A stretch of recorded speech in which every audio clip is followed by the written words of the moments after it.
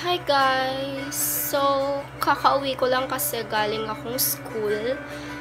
Ay, hindi, kanina pa ako nakauwi. So, nakita ko kasi yung gifts ko kay Milbert.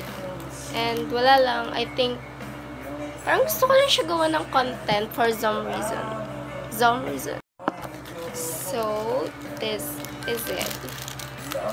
Start tayo dito. I bought this January, February, March, April, May or June. Hindi, May ko to binili. May. Nagamit ko siya. Kasi balloon siya. So, parang ayusin natin yung pag-open nito para hindi naman sasabihin. Kinawawa pa naman yung plastic. Hindi gaganan. Ay! This one, kakabili ko lang na to kanina. Yep. Kasi, mahilig siya sa sweets eh. Actually, pinagbabawalan ko siya sa mga sweets. Pero, ako rin talaga yung number 1 na bumibili sa kanya ng mga sweets. Actually, binalan ko na siya nito. Pero yung like, nakalagay lang sa plastic. Tapos, ang kalat niya kumain, te. Talagang kumalat talaga sa clothes niya talaga. So, binalan ko siya nito. Kasi nakita ko to sa my 7-Eleven. And this one, mahilig kasi siya sa dinosaur. Hindi ko alam kung dinosaur, ganito ba itsura ng dinosaur. Mukha siyang palaka eh. Tapos, ito, hindi ko alam kung saan niya ito gagamitin, pero I just find it cute. Binili ko to March. And, ito, March din to. Actually,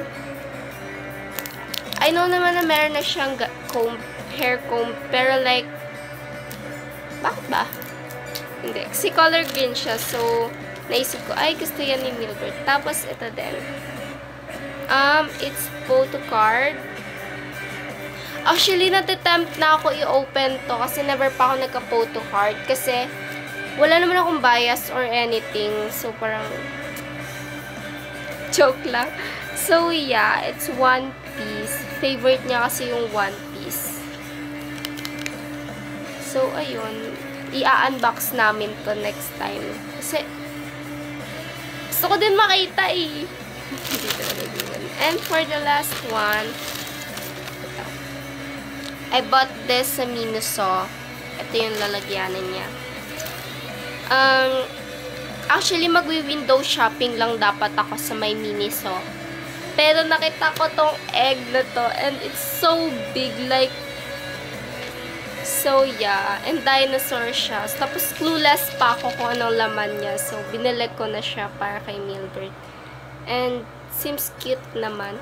Actually, meron pa akong Lego flower na ginawa for him. Pero, nasira siya. Tapos, wala naman na akong magagawa.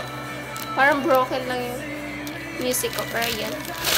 Yun lang. Bye-bye.